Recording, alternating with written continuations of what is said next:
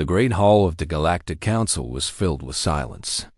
Representatives from 47 species sat in their seats, arranged in a massive circle that stretched upward like the inside of a bowl. Lights floated above them, casting soft blue shadows across faces that looked nothing like each other. Some had scales.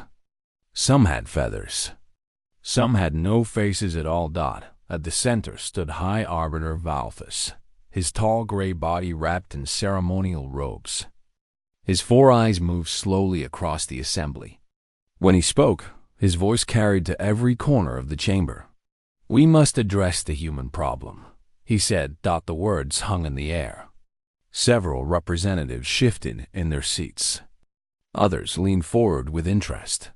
50 cycles ago, we welcomed humanity into galactic society, Valthus continued. They were primitive then. They had barely reached their own moon. We believed they would learn their place among us. We believed they would submit to council guidance as all species do. He paused and let his words sink in. We were wrong. A holographic display appeared above him, showing a blue and green planet spinning slowly in the darkness of space. Earth, around it. Dozens of stations and ships moved in careful patterns. The image expanded to show human colonies on Mars, on moons, on distant worlds. In 50 cycles, humans have expanded faster than any species in recorded history, Valthus said. They have built weapons we do not fully understand. They have refused to share their military technology with the Council. They have ignored our requests and rejected our oversight. Ambassador Kryn, a being with smooth purple skin and large dark eyes, raised one slender hand. High Arbiter, the humans have broken no laws. They have traded fairly and honored their agreements. They have followed the letter of our laws while ignoring their spirit, Valthus replied sharply. They smile and talk of friendship while building fleets in secret. They speak of peace while training soldiers. Do you not see what they are doing? The chamber erupted in whispers. Representatives turned to each other, discussing in low voices. Councillor Mevin, whose people resembled tall birds with golden feathers, spoke up. What do you propose, High Arbiter? Valthus straightened his robes. I propose Directive 7 Alpha. Earth must surrender control of its military forces to Council oversight. They must accept a Council-appointed governor to manage their expansion. They will be limited to 3 star systems, no more. And if they refuse? Mevin asked. They will not refuse, Valthus said coldly. They are young. They are alone. They have no allies among the stars. When they see our fleet in their sky, they will understand their position. The vote was held. 41 species voted in favor. 6 voted against. Directive 7 Alpha passed into law. Ambassador Kryn was chosen to deliver the ultimatum. He departed that same day, his ship cutting through space toward a small world that had no idea what was coming. On Earth. It was morning in Geneva when the message arrived. Secretary General Nathan Cole sat in his office, reading reports and drinking coffee. He was a man of 60 years with gray hair and tired eyes. He had spent his life working for peace, first as a soldier, then as a diplomat. Now he led the United Earth Coalition, a government that represented all of humanity. His assistant appeared at the door. Sir, we have received a transmission from the Galactic Council. Priority 1. Nathan set down his coffee. Priority 1 meant trouble. He watched the message on his screen. Ambassador Kryn appeared, his purple face calm and emotionless. He explained Directive 7 Alpha in simple terms. Surrender your military. Accept our governor. Limit your growth. You have 30 cycles to comply. The message ended. Nathan sat very still for a long moment. Then he picked up his phone and made a call. Within hours, Earth's most powerful leaders gathered in a secure room beneath the city. They came from every nation, every background. They sat around a long table and watched as Nathan played the message again. When it finished, the room was silent. "This is an outrage," said one leader. "They cannot do this." "They believe they can," Nathan replied quietly. "And they have the ships to try." Lisa Monroe, Earth's chief diplomat, stood and walked to the window. She was a woman in her 40s, with sharp eyes and a calm voice. She had spent 20 years negotiating with alien species. She knew how they thought. "The Council fears us," she said. "They have feared us since they first saw our world. A planet with earthquakes and storms and predators. A species that survived ice ages and wars and diseases. They call Earth a death world. They call us death worlders." She turned to face the room. "They expected us to be grateful when they made contact. They expected us to bow. Instead, we looked at their technology and said, 'Thank you. We will make our own.' So, what do we do?" asked another leader. "We cannot fight the entire galaxy." Daniel Carter spoke for the first time. He was the commander of United Earth Defense, a man with a soldier's build and a scientist's mind. He had spent his career preparing for a day he hoped would never come. "We do not need to fight the entire galaxy," he said. "We only need to show them that fighting us would cost more than they are willing to pay. Is that possible?" Nathan asked. Daniel smiled, just slightly. "Mr. Secretary, there are things about our capabilities that the Council does not know. Things we have kept hidden. If they want to test us, they will discover why humans have survived everything our universe has thrown at us." Nathan looked around the room. He saw fear in some faces, anger in others. But beneath it all, he saw something that made him proud. He saw determination. He saw the stubborn refusal to surrender that had carried humanity through countless dark moments. "Then we have a decision to make," Nathan said. "Do we kneel?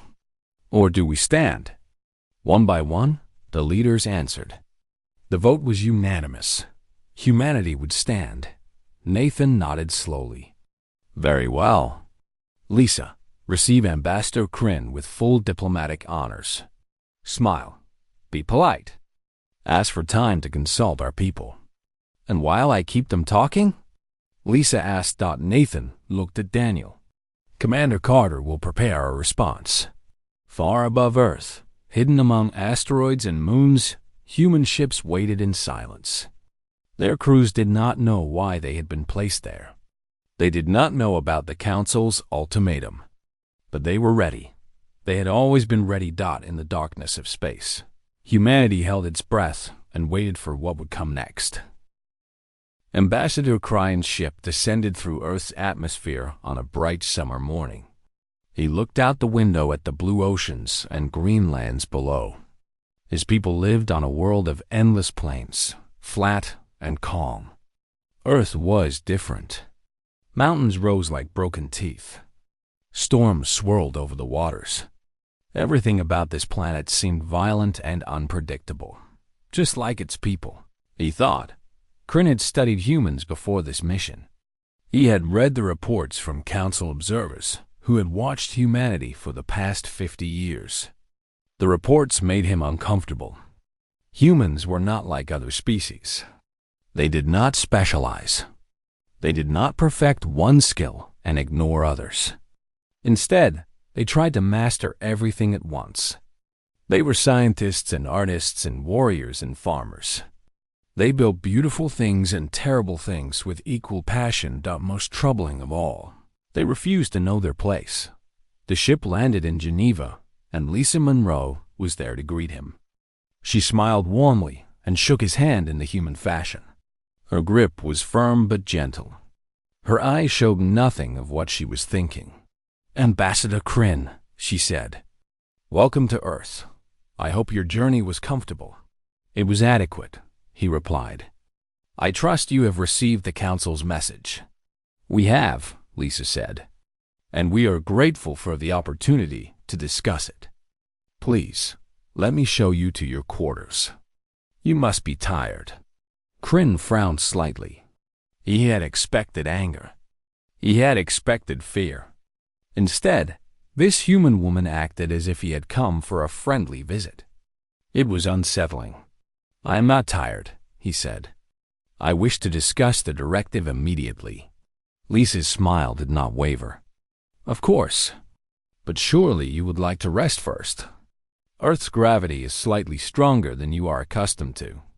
And we have prepared a wonderful meal for you. Our chef has studied your dietary requirements." Against his better judgment, Kryn agreed. The humans led him to a beautiful building overlooking a lake. They fed him strange but delicious food. They asked him polite questions about his home world. They treated him like an honored guest rather than the bearer of their doom. Hours passed. Then days dawned every time Kryn tried to discuss the directive. Lisa found a reason to delay. There were cultural ceremonies to attend. Important leaders who wished to meet him. Tours of human cities and monuments. The humans seemed determined to show him everything about their world. What Kryn did not know was that every delay was intentional. While he attended dinners and visited museums, Daniel Carter worked without sleep.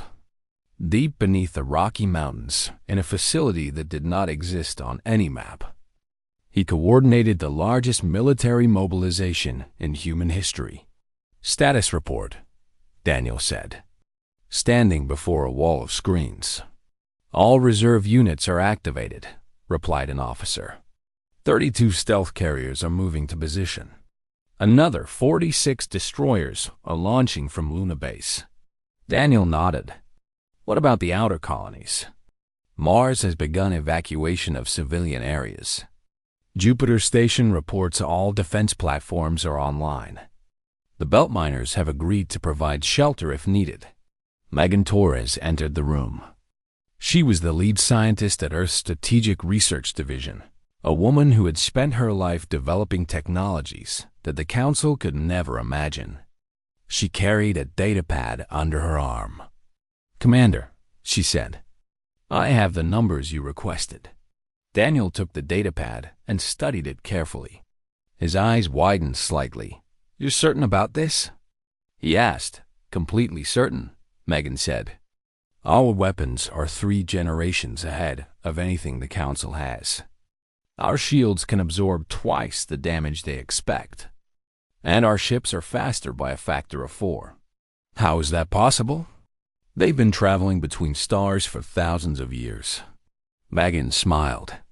"Because they stopped improving. They reached a level they considered good enough and stayed there. We never stopped. Every year, we made things faster, stronger, better. It's what humans do." Daniel handed the datapad back. "What about the communications disruptor?" "Ready for deployment. One activation will scramble Council fleet coordination for at least 6 hours. They won't be able to talk to each other. They won't know who to follow or what to do." "And they have no idea we have it?" "None. They've been scanning Earth for 50 years, but they only see what we want them to see. We learned early that the Council respects power, so we hid ours until we needed it." Daniel turned back to the screens. Points of light were moving across the solar system, each one representing a human ship taking its position. It was beautiful in a terrible way. "Have we heard from Captain Brooks?" he asked. "The Defiant's report's ready. He's stationed near Saturn, waiting for orders." Kevin Brooks was one of the finest captains in the fleet. His ship, the Defiance, was officially listed as a patrol vessel. In reality, it was a warship capable of destroying anything the Council could send against it. Daniel thought about the days ahead. He thought about what they might have to do. He hoped it would not come to violence. But if it did, humanity would be ready. Across the ocean, in Geneva, Ambassador Kryn finally cornered Lisa Monroe. "Enough delays," he said firmly. "The Council demands your answer. Will Earth submit to Directive 7 Alpha?" Lisa looked at him for a long moment. Her smile was gone now, replaced by something harder. "Ambassador," she said quietly, "we have treated you with kindness and respect. We have fed you and housed you and shown you our world. Do you know why? Because you fear us, Kryn said. No. Lisa stepped closer. Because we wanted you to see who we are. We wanted you to understand that humans are not animals to be controlled. We are a people, a civilization. We have dreams and hopes and families, just like your people. She paused. We will not submit. We will not surrender our freedom. And if the Council sends its fleet, they will learn something important. What is that? Kryn asked. Lisa's eyes were steady. They will learn that the species they dismissed as primitive and young has been preparing for this moment since the day we met them. They will learn that humans do not kneel. And they will learn that the cost of trying to control Earth is higher than they can possibly imagine. Kryn felt cold despite the warm room. For the first time, he believed her. He sent his report to the Council that night. Earth refused to comply. The humans were not afraid. High Arbiter Valthus read the report and smiled. The humans were bluffing. They had to be. No young species could stand against the might of the Galactic Council. He gave the order. Fleet, Commander Zorath and 500 warships began their journey to Earth. The Council fleet emerged from faster-than-light travel at the edge of Earth's solar system. 500 warships spread across the darkness like a swarm of metal insects. Each ship was massive, covered with weapons that had conquered dozens of worlds. At the center flew the flagship, a vessel called the Judgment, where Fleet Commander Zorath watched from his command chair. Zorath was a warrior from a species of natural predators. His people had sharp teeth, 4 arms, and skin-like armor. They had served the Council for 10,000 years, enforcing its will across the galaxy. In all that time, they had never lost a war. He did not expect to lose this one. Report, he ordered. Scans detect minimal human activity, said his sensor officer. A few patrol ships near their outer planets. Nothing significant. Zorath nodded with satisfaction. The humans were as weak as expected. Their refusal to submit was merely pride. When they saw the might of the Council fleet, they would beg for mercy. Move toward their homeworld, he commanded. Standard formation. Let them see us coming. The fleet began its slow journey inward. Past the ice giants. Past the gas giants. Past the asteroid belt where humans had built mining stations. The humans offered no resistance. Their patrol ships fell back without fighting. On Earth, Daniel Cotter watched the approaching fleet on his screens. Every ship was tracked. Every movement was recorded. He knew exactly where they were and exactly when they would arrive. They're not even trying to hide, said an officer. They want us to see them. They want us to be afraid, Daniel replied. They think 500 ships will make us surrender. Will it? Daniel almost laughed. They have 500 ships. We have over 2,000 waiting in the shadows. When the time comes, Commander Zorath will understand his mistake. Lisa Monroe prepared for her final diplomatic mission. She would travel to the Council flagship and speak directly with Fleet Commander Zorath and High Arbiter Valthus. It was a dangerous journey. If talks failed, she would be trapped on an enemy ship. Nathan Cole tried to convince her to stay. Let someone else go, he said. You're too important. Lisa shook her head. This is my job. This is what I trained for. And maybe, just maybe, I can find a way to end this without blood. She boarded a small shuttle and flew alone toward the approaching fleet. Council ships surrounded her immediately, scanning her vessel for weapons. They found none. She was allowed to dock with the Judgment. Fleet Commander Zorath met her in a massive hall filled with soldiers. He towered above her, his 4 arms crossed, his teeth visible in what might have been a smile. You are brave to come here, human, he said. Or perhaps foolish. I am neither, Lisa replied calmly. I am simply a diplomat doing her duty. May I speak with High Arbiter Valthus? A hologram flickered to life beside Zorth. Valthus appeared, his 4 eyes stunning Lisa with cold interest. "I am here," he said. "Speak your piece." Lisa took a deep breath. "The United Earth Coalition rejects Directive 7 Alpha. We will not surrender our military. We will not accept a governor. We will not limit our growth. These terms are unacceptable."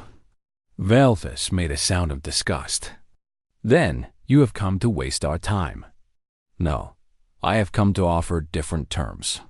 Lisa pulled out a datapad. "We propose mutual respect between Earth and the Council, equal standing in galactic affairs, free trade and open borders, a partnership instead of a master and servant." Zorth laughed, a harsh barking sound. "You think you can bargain with us? Look outside, human. Look at our fleet. You have nothing to bargain with."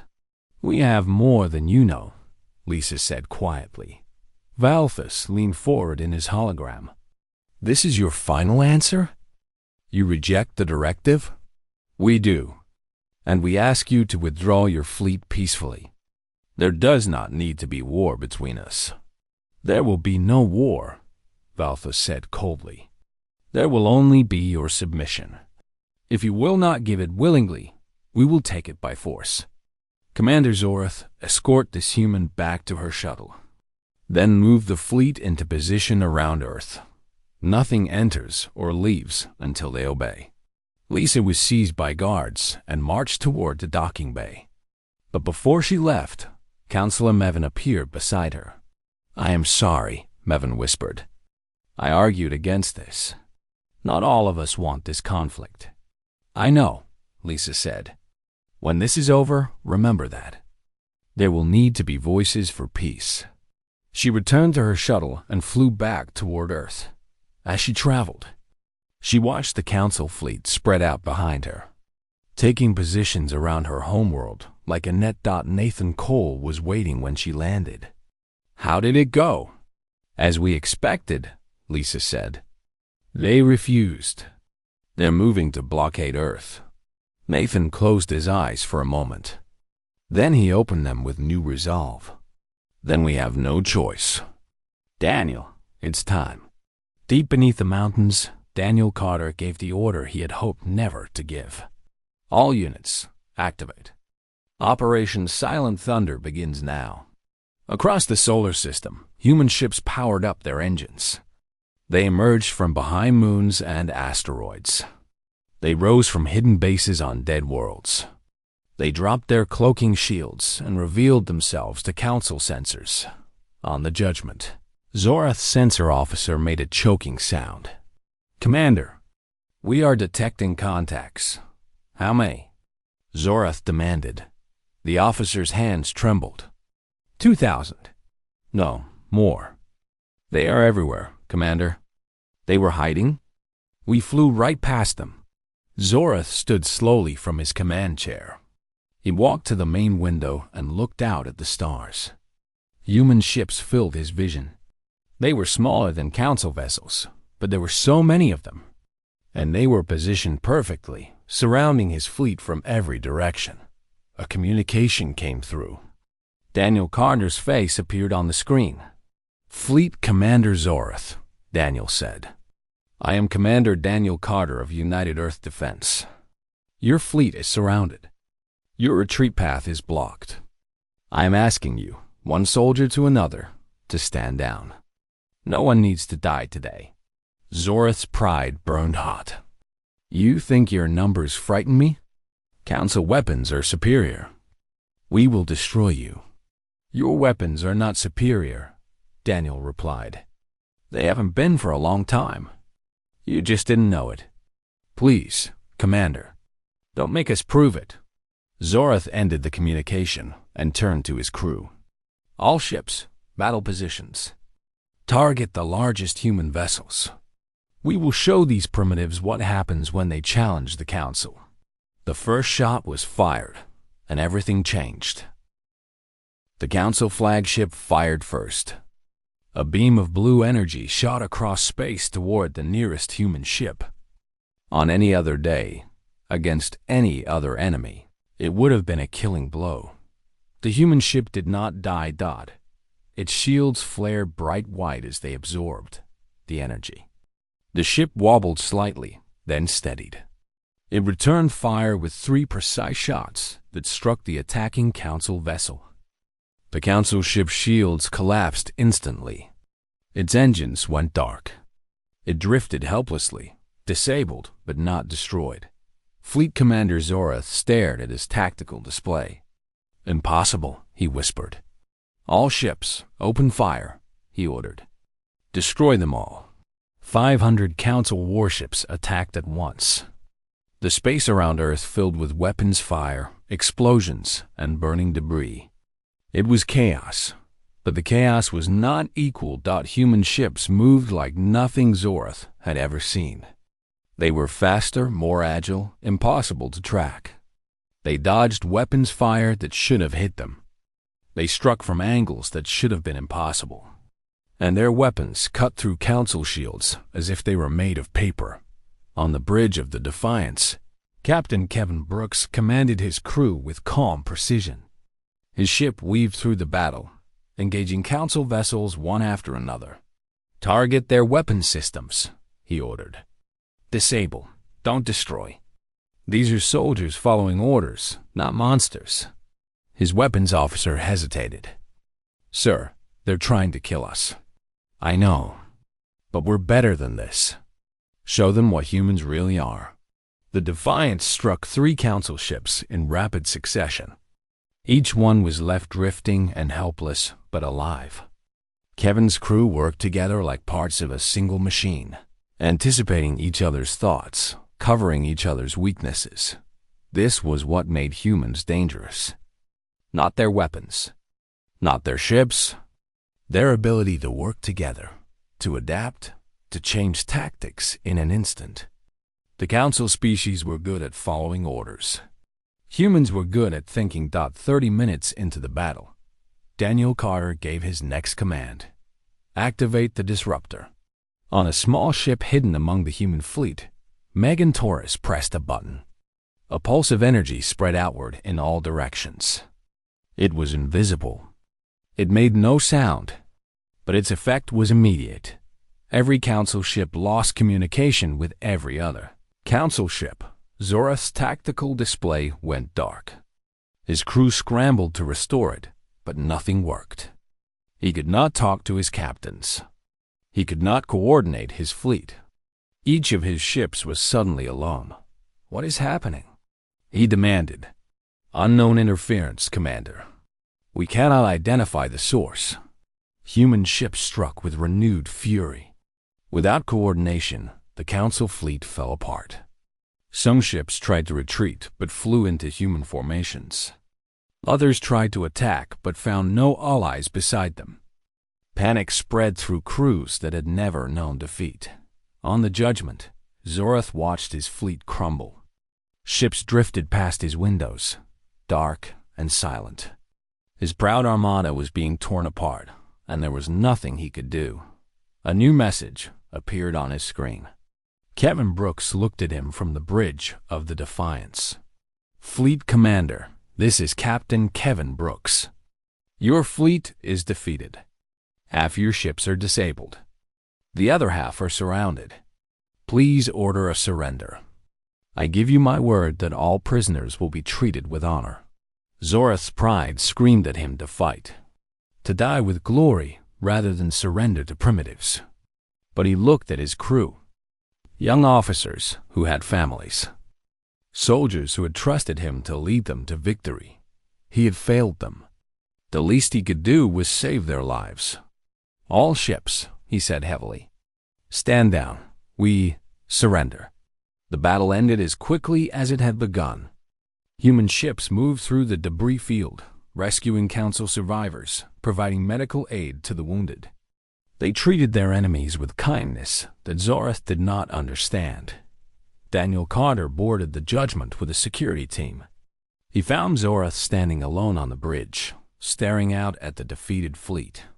"Commander," Daniel said, "I am placing you under arrest as a prisoner of war. You will be treated according to Earth's military code. You will not be harmed. Zorath turned slowly. Why? Why what? Why show mercy? We came to conquer you. We would have enslaved your people. Why do you not take revenge? Daniel was quiet for a moment. Because that's not who we are. We fight when we must. We defend what we love. But we don't destroy our enemies when the battle is over. We offer them a hand instead.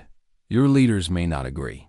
My leaders gave the order to disable rather than destroy, Daniel said. Every captain in our fleet was told to spare lives when possible. We lost people today. Good people. But we did not lose ourselves. Zorath sat down heavily in his command chair. He had spent his entire life believing the Council was superior to all other species. Now that belief lay in ruins around him. What happens now? He asked. Now we talk, Daniel replied. Real talk. As equals. And maybe, just maybe, we find a better way forward. On Earth, people watched the battle through camera drones that flew through the debris. They had been afraid. They had prepared for the worst. But they had one. Nathan Cole addressed the planet that night. He stood before the cameras with tired eyes, but a steady voice. Today, humanity faced a test. The Galactic Council believed they could control us.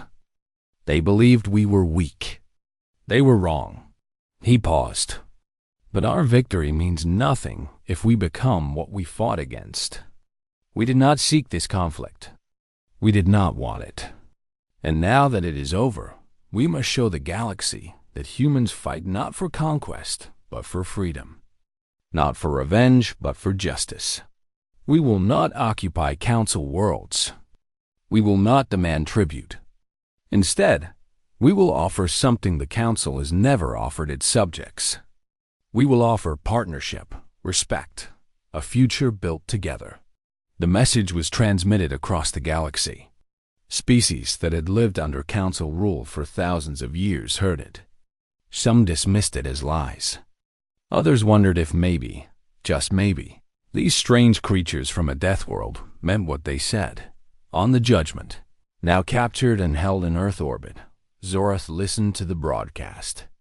He thought about everything he had been taught, everything he had believed. Perhaps, he thought, he had been wrong about more than just human weapons. Perhaps he had been wrong about humans entirely. 1 month after the battle, the Galactic Council assembled for an emergency session. The Great Hall was quieter than usual.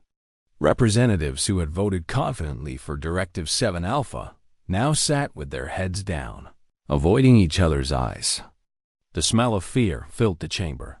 High Arbiter Valthus stood at the center, but he did not speak. He could not. His authority had been shattered with his fleet. The massive doors at the entrance swung open. Lisa Monroe walked in, followed by Nathan Cole and Daniel Carter. Behind them came a dozen human diplomats and officers. They walked with calm confidence to the speaking platform. Whispers spread through the chamber. Many representatives had never seen humans in person before. They were smaller than expected, softer looking. It was hard to believe these creatures had defeated the mightiest fleet in the galaxy. Lisa stepped forward and addressed the assembly. Her voice was clear and strong. Members of the Galactic Council, 1 month ago, you sent a fleet to conquer Earth. You believed you could control humanity through force. You believed we would kneel. She paused and looked around the chamber. We did not kneel. Your fleet is captured. Your soldiers are our prisoners. By the laws of war that you wrote, Earth now has the right to demand anything we want from you. Fear rippled through the assembly. Several representatives looked ready to flee. But we are not here to demand, Lisa continued. We are not here for revenge. We are here to offer something better. She activated a holographic display. It showed a document titled The New Compact. For thousands of years, the Council has ruled through fear. You conquered weaker species and forced them to obey. You told them this was the natural order. The strong command, the weak submit. Lisa shook her head. Humans believe in a different way. We believe that true strength comes not from conquest, but from cooperation.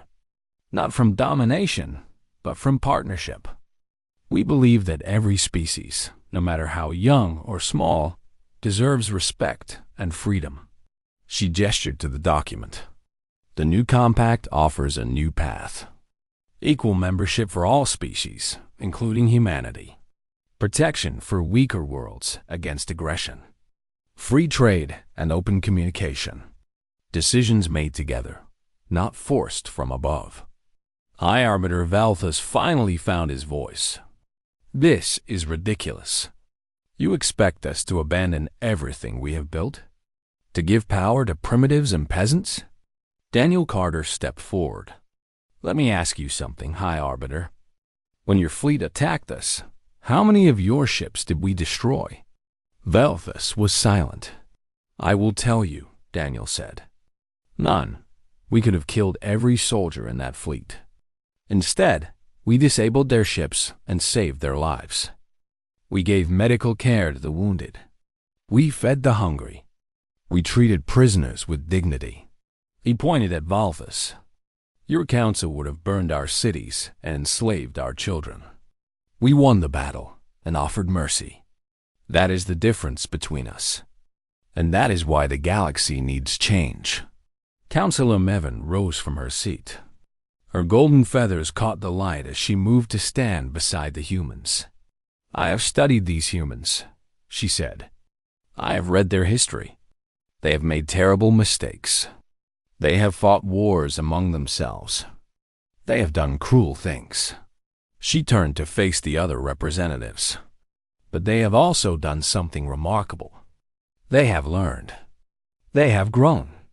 They have looked at their darkest moments and chosen to become better.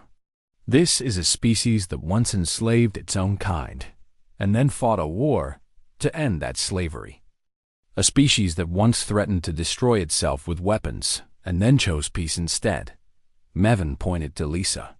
This woman came to our flagship alone and unarmed. She offered peace when she could have hidden behind her fleet. This is courage. This is wisdom. And this is what the galaxy needs. Other representatives began to murmur. A few nodded in agreement. The fear in the chamber slowly transformed into something else. Hope. Nathan Cole spoke for the first time. We are not asking you to trust us blindly. Trust must be earned. We are asking only for the chance to earn it. Work with us. Let us show you what humans can be when we stand beside our friends instead of against our enemies. The debate lasted for hours. Valthus argued against the new compact with increasing desperation. But his support crumbled with each passing minute. Species that had been silent for centuries finally found their voices. They were tired of living in fear. They wanted something new. When the vote was finally held, 43 species voted in favor of the new compact. Only 4 voted against. Valthus was removed from his position. Mevin was chosen as the new High Arbiter. Lisa Monroe became the first human to serve on the Reform Council. As the session ended, Fleet Commander Zorath was brought before the assembly. He had been held on Earth as a prisoner, treated well but kept under guard. Now he stood in chains, waiting to learn his fate. Lisa approached him. Fleet Commander, the new compact includes a provision for amnesty. Soldiers who followed orders in good faith will not be punished. You are free to return to your people. Zorath stared at her. You would release me? After I tried to destroy your world? You followed orders from leaders who lied to you, Lisa said. You believed you were doing right. And when the battle was lost, you surrendered to save your crew. That took courage. She unlocked his chains. Go home, Commander. Tell your people what you saw here. Tell them that humans are not the monsters the Council claimed. And if you ever want to return as a friend, you will be welcome. Zorath stood frozen for a long moment. Then he did something no one expected. He placed his 4 hands over his chest in the traditional gesture of deep respect among his people. "I will tell them," he said quietly. "I will tell them everything." 1 year later, Daniel Carter stood on the observation deck of a space station orbiting Earth. Through the window, he could see ships of a dozen different species moving in careful formation. Human vessels flew alongside aliens who had once been enemies. They were training together, learning together, building something new. Kevin Brooks was out there somewhere, commanding a joint fleet that patrolled the borders of what people were already calling the New Alliance. He had become a hero to humans and aliens alike, known for his fairness and his courage. Lisa Monroe was away at the Council, where she spent most of her time now. She was working on treaties and trade agreements, slowly building bridges between species that had never trusted each other before. Nathan Cole had retired, his work complete. He spent his days reading and walking in the mountains, content in the knowledge that humanity had found its place among the stars. The door behind Daniel opened. A young alien child entered, accompanied by her parent. They were visitors from a world that had recently joined the Alliance. The child pressed her face against the window and pointed at the ships. "Why do people respect humans so much?" she asked her parent. "They are so small." Her parent knelt beside her and smiled. "Because humans taught us something important. They showed us that true strength is not about how many ships you have or how powerful your weapons are. What is it about? It is about knowing when not to use that power. It is about offering mercy to enemies and friendship to strangers. It is about building things together instead of breaking things apart." The child thought about this. "I want to be like that." "Then you already are," her parents said. Daniel watched them leave, a small smile on his face. He thought about everything humanity had been through. The wars, the struggles, the dark moments when it seemed like they might destroy themselves. But they had survived. They had grown. And now they stood among the stars, not as conquerors, but as partners. Outside the window, a human ship and an alien ship flew side by side into the darkness, heading toward a future brighter than anyone had dared to imagine.